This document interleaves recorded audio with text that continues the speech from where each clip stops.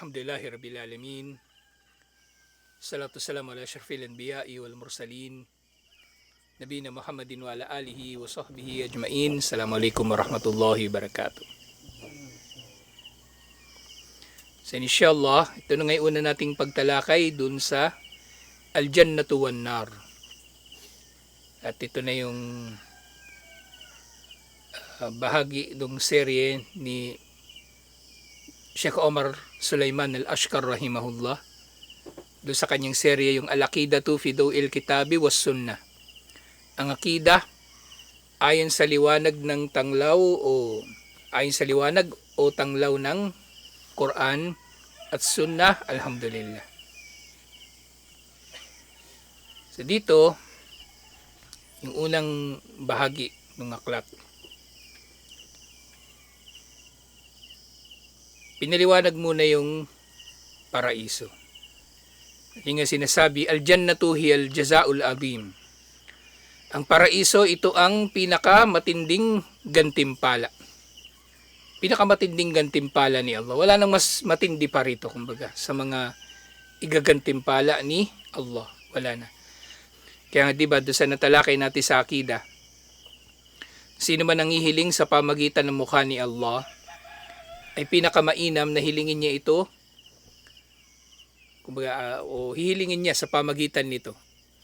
Pinakamainam na hihilingin niya sa pamagitan ng mukha ni Allah ang paraiso. At hindi lang paraiso, kundi yung Firdausul A'la, yung pinakakataas-taasan na bahagi ng paraiso. Kumbaga, mas matindi pa ito kaysa sa anumang pinakamatindi na makukuha ng mundo o makukuha sa mundo.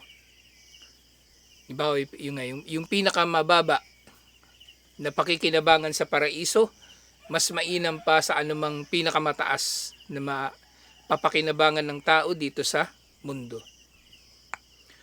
So ito yung Jazaul Azim. Ito yung malaking gantimpala. Pinakamalaki pa nga. Wat Thawabul Jazil. At ito na yung kanyang gantimpala na pinaka marangal o pinaka nagtatagal. Kumbaga wala na talagang maihahambing dito eh. Wala na. Ito na yung superlative kumbaga ng lahat. Alladhi a'addahu Allahu li awliyaihi wa ahli ta'atihi. Paraiso na siyang inihanda ni Allah para sa kanyang mga awliya at para sa kanyang mga alipin na sumusunod sa kanya. Wahiya naimun kamilun la yushabu o la yashubuhu naksun.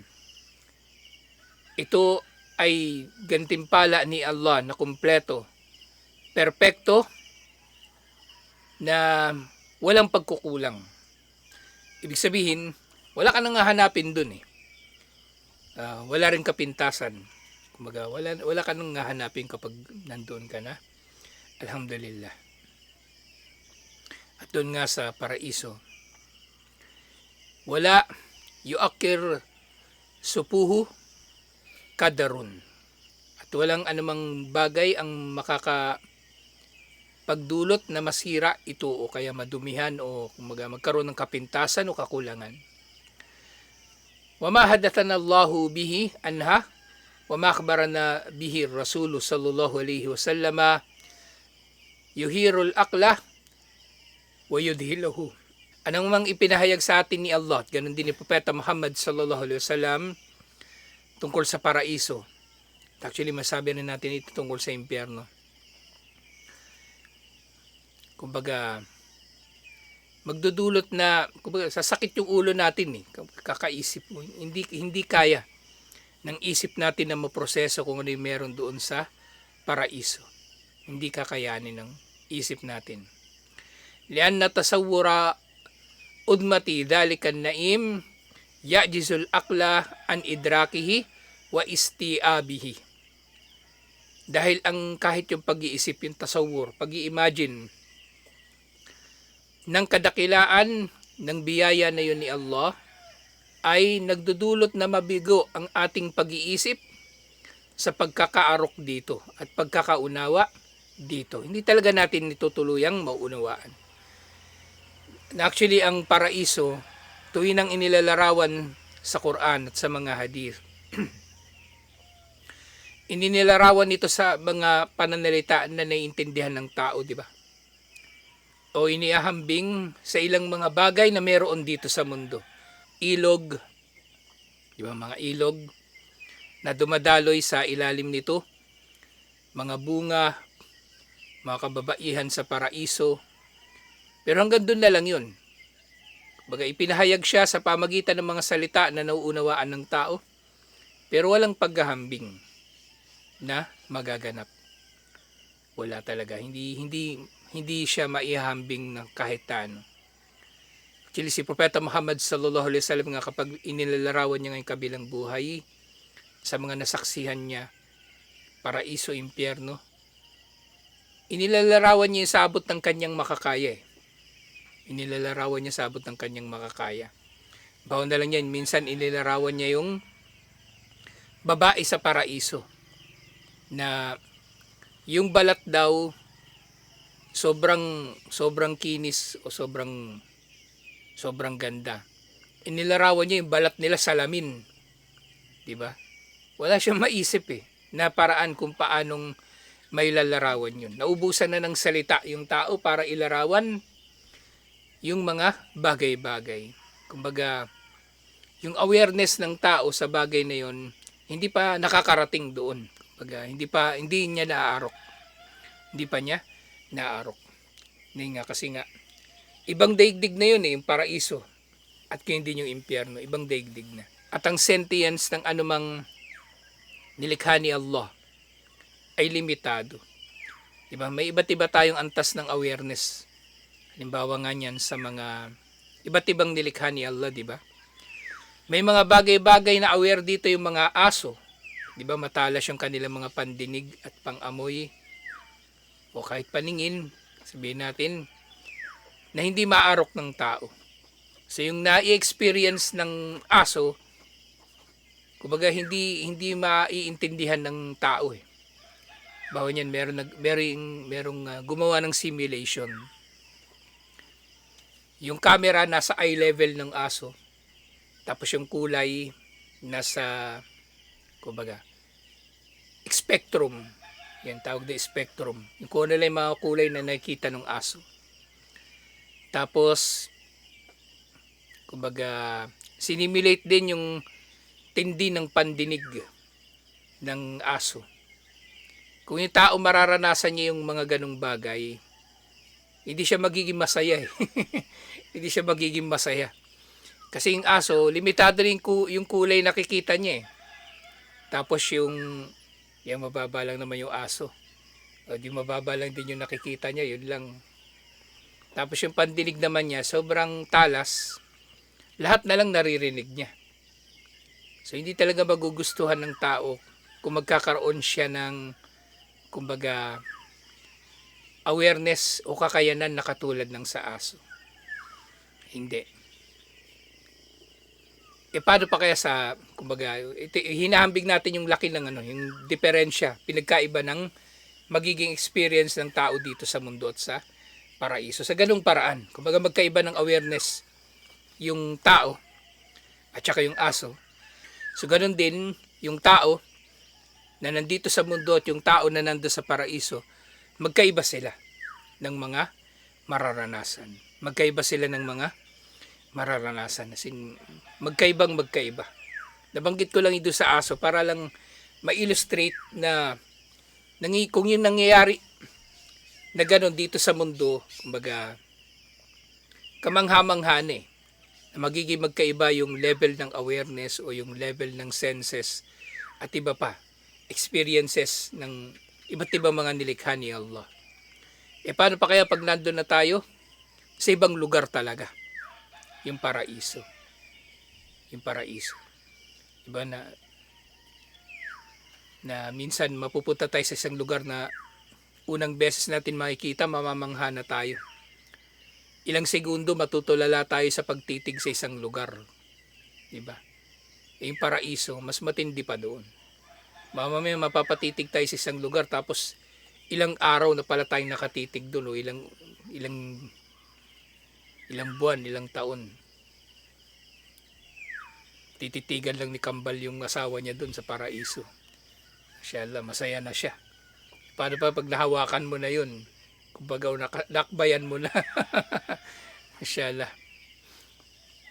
So iba talaga, hindi siya mailalarawan, at sikapin man ng tao na mailarawan ito, hindi ito maaarok ng tao. Hindi maarok ng tao. Katulad yung kanina, balikan natin yung sa aso. Ilarawan man natin ang ilarawan sa tao, halimbawa. Yung aso, ganito yung nakikita niya, ganito yung narinig niya, ganito yung pagdaman niya. Hindi natin maintindihan eh. So ganun din, yung sa paraiso, hindi natin lubusang maintindihan. Lalo na yung aso. Papaliwanagan mo yung aso. Aso, yung nararamdaman ng tao ganito. Yung tao, yung spectrum ng paningin niya, iba sa spectrum ng paningin mo ha.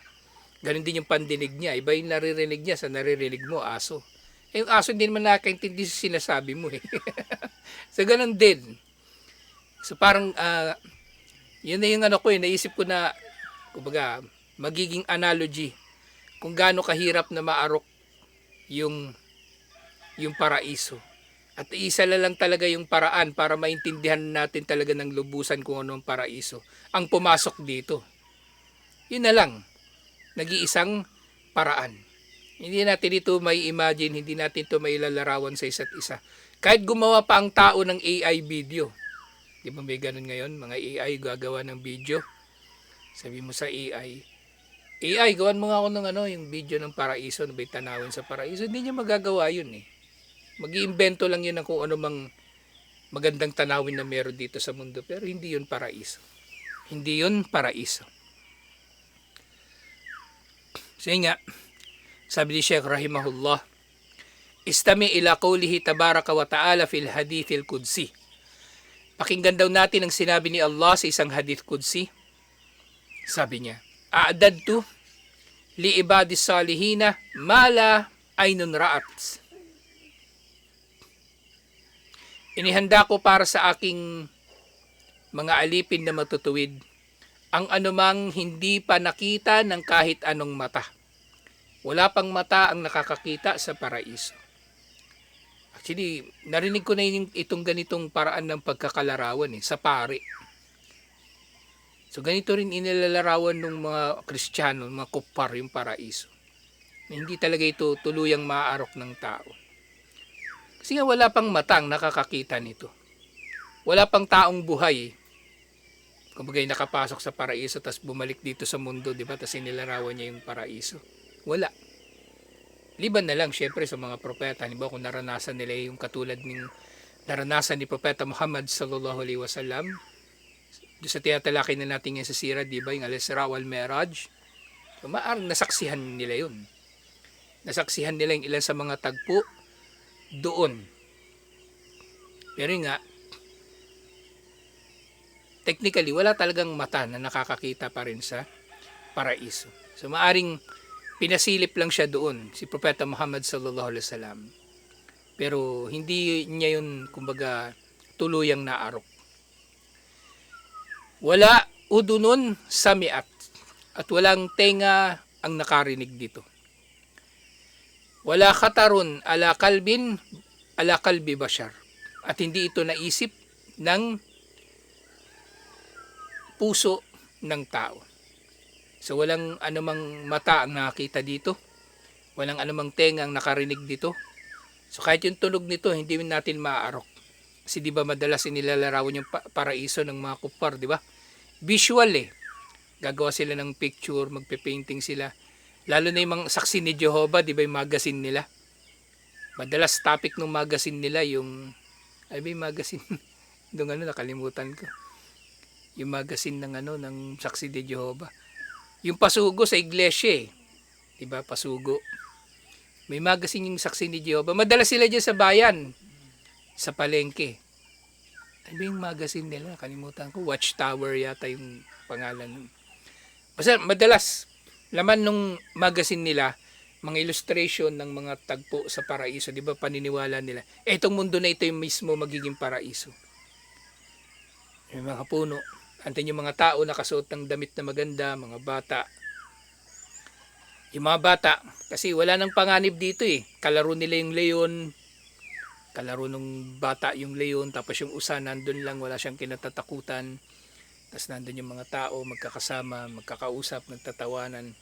Yun, in-illustrate nila visually. Pero wala pa talagang mata ang nakakita ng paraiso. Pero yun nga, yung nakikita natin na yun, picture lang yun eh.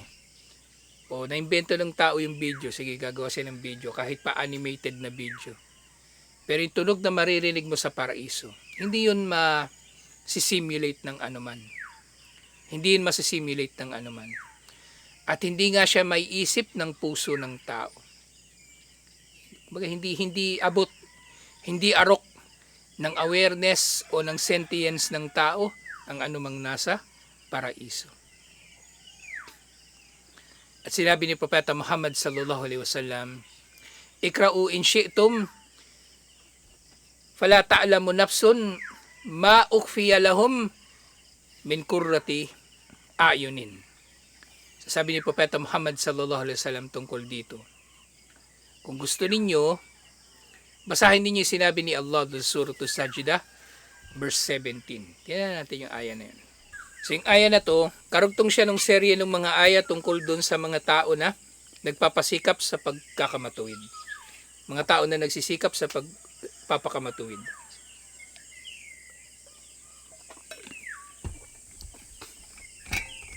Sinabi ni Allah doon sa naunang mga aya. Actually, mga naunang mga aya nga rito, impyerno eh. Impyerno. Naunang mga aya ay impyerno. Sabi ni Allah, "Innama yu'minu bi ayatina alladhina idza dhukkiru biha kharru sujada." Tunay na mga tanging naniniwala sa aming mga tanda ay yaong kapag pinaalalahanan sila tungkol sa mga aya ni Allah, yung mga pangaral ni Allah, sila ay nagpapatira pa. O ganyan din, maaaring lang ang hulugan na nagpapakumbaba. Kharru sujjadaw wasabbahu bihamdi rabbihim wahum la yastakbirun.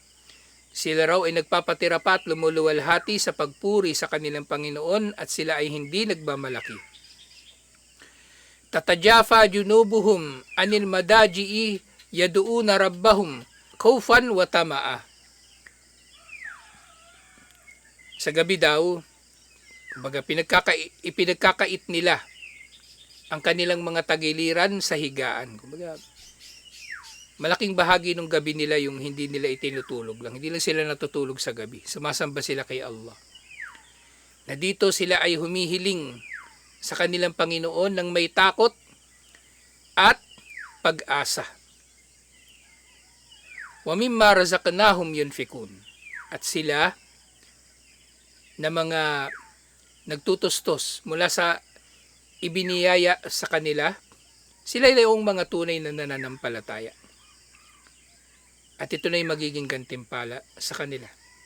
Fala ta'lamu nafsum ma ukhfiya lahum min qurrati ayunin jazaa'an bima kanu ya'malun. At hindi talaga malalaman, hindi maarok ninuman ang anumang inilingid sa kanila na mga bagay-bagay na magdudulot sa kanila ng kasiyahan. Tinutukoy dito na sa paraiso lalo na. Bilang gantimpala sa mga dati nilang ginagawa. So wala talagang walang paraan eh. Kumbaga, yung mga nababanggit na mga bagay-bagay, marinig lang natin sa mga lecture, halimbawa natutuwa na tayo eh. Pero hindi yun ang kabuuan ng experience sa paraiso. Marami pa. Kaya nga, kung talagang nais natin na maranasan yung paraiso, isikapin natin na makapasok dito, inshallah. At yung nga sinabi, "Watadharu udmatin naimi bimukara natihi bimataid dunya." Yun nga, ang mga kaligayahan daw sa paraiso ay, kumbaga, inilalarawan nga sa pamagitan ng kung ano ang matatagpuan dito sa mundo. Pero ang kaligayahan doon ay mas matindi pa rin. Siyempre. Kasi dito sa mundo, yung sa paraiso, 'di ba? Naririnig lang naman natin sa mga lecture o minsan sinisikap natin ma-imagine pero hindi talaga natin kakayanin, sa sakit lang yung ulo natin. Ganyan dito sa mundo, nararanasan natin yung ilan sa mga kaligayahan dito, 'di ba? Pero yung mga 'yon, walang saysay, walang kwenta o napakahina. Fa inna mata'ad dunya bijani bina email akhirah tafihun hakirun. Kung ihambing sa paraiso, walang saysay ang mga ito. Ang anumang bagay na nagpapakaligaya sa tao dito sa dunya, kung ihambing sa kaligayahan sa paraiso, ay napakaliit, napaka-kaunti, napaka-walang saysay. Kaya nga, sabi nila kapag napapaalalahanan tayo tungkol sa paraiso, napakainam. Kasi hindi natin pahalagahan itong dunya. Ano man yung meron tayo dito, isipin natin palagi, mas mainam pa rin ang nasa paraiso kaya pagsusumikapan natin yun. Sa halip na yung dunya. Dahil dito magiging masaya ka na sa kung anumang maliit o kaunti na meron ka. Hindi ka na magiging katulad ng mga taong materyoso. Kasi sandali naman tayo dito. 60 years, average na lifespan ng tao. Diba? 60 years ka lang maiinip, maghihintay, magsisikap, magtitiis. Pero ano ba ang 60 years? Kung ihahambing sa 60 million years mo o mahigit sa paraiso. Kasi habang panahon ka na nandun eh. Diba? Dito sa mundo, lagi tayo nagmamadali. Lagi tayo nagmamadali kasi iniisip natin, limitado yung oras natin. Yung 200 mo na parcel, minamadali mo. Kasi gusto mo makaipon para makapasyal ka. Tapos yung nakapasyal ka na, yung pera mong baon-baon mo, pocket money, 10,000 pesos tinitipid mo. Tapos habang bibiyahe ka, pupunta ka na iba't ibang lugar. Nagmamadali kang bumiyahe para masulit yung bakasyon mo, 3 araw lang. Diba? Kung ako ganun, hindi rin ako magiging masaya. Bakasyon mo 3 araw. 3 araw. Parang ba, babakasyon ako doon sa magulang ko. Parang ilang araw lang naman. Hindi ka masaya eh. Hindi ka masaya. Doon sa kabilang buhay, sa paraiso, unlimited na yung oras mo doon. Kung nakita ka ng puno doon, kakaiba, laki ng puno. Akit ka doon, bibiyabit ka doon. Mamaya 10 taon ka na palang nandun, no? Kung ihahambing sa oras dito sa mundo. 10 taon. Tapos hindi ka mainip doon. Kaysa bawat sanga ng puno, nandun yung isang asawa mo. Yung asawa ni Rashid, nandun. Tawag yung isa. Rashid, dito ka naman sa kabila. Kanina ka pa. Dito ka naman. Kaya nga yung mga sahaba, radiyallahu anhum, di ba, iniulat sila. Halos hindi na natutulog. Nagtatahajjud na lang. Kumbaga sa jihad, wala silang kinatatakutan na mapapatay sila. Kasi naiintindihan nila yung paraiso eh. At yun nga, ito rin yung kasamaan ng kumbaga yung ginagamit din ng mga mapagsamantala itong pagtuturo ng paraiso. Diba yung mga ligaw na sekta, yung mga grupo ng mga terorista, di ba? Ano bang ipinapangako ng mga pinuno doon sa mga kawawang nila, kasama. Sabi nila, suot mo tong bomba na ito tapos punta ka doon sa checkpoint ng yung pulis, o punta ka doon sa simbahan, pasabugin mo yung sarili mo para damay sila. Kasi pag gising mo, nasa paraiso ka na. Di ba napakalaking kalokohan? Ginagawa nilang pang-motivate sa paggawa ng masama ang paraiso. Samantalang ang tanging makakapasok lang sa paraiso, yung gumagawa ng mabuti. Diba? Kaya napakalaking contradiction yung maraming matatagpuan mo sa katuruan ng mga terorista. Dito pa lang ang paraiso inihanda ni Allah para sa mga matutuwid. Sabi doon sa hadith, diba? Dadtu li ibadis salihina. Inihanda daw niya para sa kanyang alipin na matutuwid yung paraiso.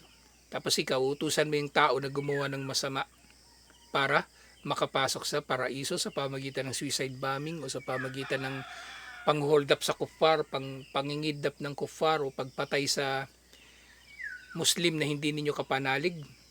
So ano yun? Contradiction yun. Kabalintunaan yun. La yusawi shay'an. Hindi siya magiging katulad ng anuman.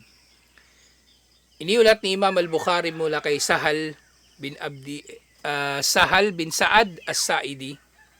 Sabi niya, ay yung hadith pala kanina iniulat yun ni Imam al-Bukhari. Ikra'u in syi'tum fala ta'lamu nafsun ma ukhfiya lahum min qurrati ayunin.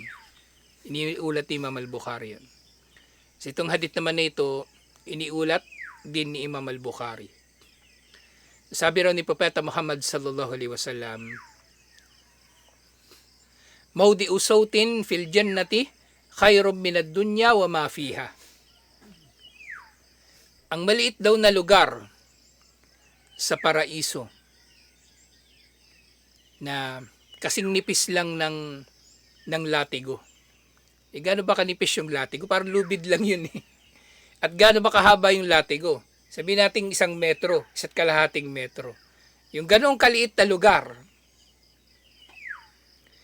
mas mainam pa raw sa anumang bagay na naririto sa mundo. Yung ganong kaliit na lugar ay mas mainam pa kaysa sa anumang bagay na naririto sa mundo. Ibig sabihin yung buong mundo at nilalaman nito, mas mainam pa. At ano ba yung naririto sa mundo? Diba? Isama na lahat. Yung Boracay, Bundok Mayon, lahat ng kagandahan ng mga yun. Yung ganoon kaliit na lugar sa paraiso, mas mainam pa kaysa sa anumang naririto sa mundo. Kaysa sa mundo at anumang naririto. Biruin niya yan. Napaka no? Pagka ganito yung naririnig mo, parang ang sarap. Sarap magano, diba? Gumawa ng mga gawaing pagsamba. Diba? Kaya nga, yung tao, tuwing ng kasama natin matutuwid, nagsisikap din tayo eh. Kasi nakahawa. Tapos kapag kasama naman natin masamang tao, ay ganun din. Tumitigas din ang ating mga puso. Kaya napakainam na yung tao, napapaalalahanan tungkol sa mga bagay na katulad nito. Walidha kana dukhul al-jannati wan najati minan nari fi hikamillahi wa taqdirihi huwa al-falahul azim wal fawzul kabir wan najatul udluma. Dahil nga dito, itinuturing natin na ang pagkakatanggap sa paraiso, pagkakapasok sa paraiso at ang pagkakaligtas sa impyerno ayon sa kumbaga kagustuhan ni Allah at pagtatakda ni Allah at kanyang paghatol. Diba, dadaan muna tayo sa paghuhukom. Ito na ang pinakamalaking tagumpay. Ito na ang pinakamalaking tagumpay na makakamit ng tao. Actually, at pinakamatinding kaligtasan. So dito nga falah at yung fawz. Actually magkasing kahulugan yun eh. Sinabi ni Sheikh Omar Al-Ashkar, kumbaga gano'n niya inulit-ulit niyang ilarawan sa halos parehong salita, synonymous na mga salita, yung kaligtasan at yung tagumpay sa paraiso at pagkakaligtas sa impyerno bilang pinakamatinding tagumpay at pinakadakila na kaligtasan. Kaya sinabi ni Allah doon sa surah Ali Imran verse 185, "Faman zuhziha 'anil nari wa udkhilal jannata faqad faz." Kaya sino man ang nailigtas mula sa apoy at ipinasok sa paraiso, sila ang tunay na nagtagumpay. Ito yung karugtong nito. Di ba lagi ko itong nababasa pag Fajar? وَمَا الْحَيَاةُ الدُّنْيَا إِلَّا مَتَاعُ الْغُرُورِ. At ang dunya ay hindi hihigit pa sa panustos o libangan lamang na mapanlinlang. Nandito tayo sa mundo para subukin ni Allah. Ano mang pinakikinabangan natin dito sa mundo, pangbaon lang natin yun para makasurvive. Pang survival lang yun kung tutuusin. Hindi yun para mag-enjoy tayo dito sa mundo. O hangarin natin na mabuhay habang panahon dito. Diba? Kasi nga nandito tayo sa mundo naglalakbay. Naglalakbay, ano bang dala-dala niya? Pagkain, tubig. Yun lang halos dala niya Yung sapat lang na mabubuhay siya. Diba?